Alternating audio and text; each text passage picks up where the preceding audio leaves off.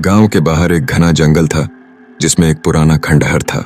कहा जाता था कि उस खंडहर में एक चुड़ैल रहती थी जो रात के अंधेरे में लोगों को अपने जाल में फंसाती थी। गांव के लोग जब भी उस जंगल से गुजरते डर के मारे अपनी आंखें बंद कर लेते थे।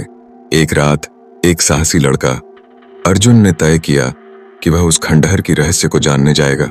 उसने अपने दोस्तों को चेतावनी दी पर वे डर गए और उसे रोक नहीं सके। चांद की हल्की रोशनी में अर्जुन खंडहर की ओर बढ़ने लगा। जैसे जैसे वह अंदर गया चारों ओर सन्नाटा था और साड़ी की खड़खड़ाहट सुनाई दे रही थी। अर्जुन ने देखा कि खंडहर के बीचों बीच एक पुराना दरवाजा था। दरवाजा खोलते ही उसे एक ठंडी हवा का झोंका महसूस हुआ और अचानक वहां एक खूबसूरत मगर डरावनी आकृति प्रकट हुई।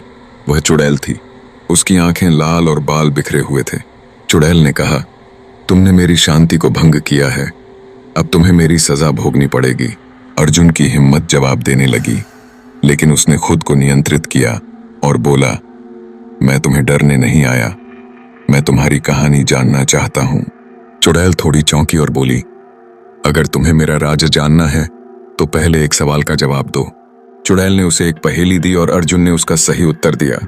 यह सुनकर चुड़ैल ने अपना रूप बदल लिया और एक सुंदर युवती में परिवर्तित हो गई। उसने कहा, मैं एक बार एक गांव की साधारण लड़की थी, लेकिन एक जादूगर ने मुझे चुड़ैल बना दिया। अब मैं यहाँ फंसी हूँ। अर्जुन ने उसकी मदद करने का वादा किया।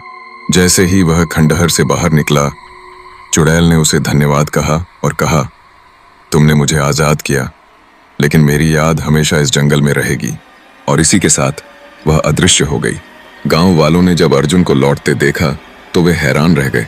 अर्जुन ने सबको बताया कि चुड़ैल ने वास्तव में बुरी नहीं थी, बस वह अपनी कहानी सुनाना चाहती थी।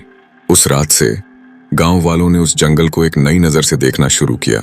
लेकिन हर चांदनी रात में जंगल से एक जादुई आवाज सुनाई देती थी, जिससे सभी जानते थे कि चुड़ैल अब आजाद है, लेकिन उसकी कहानी अब भी जिंदा है।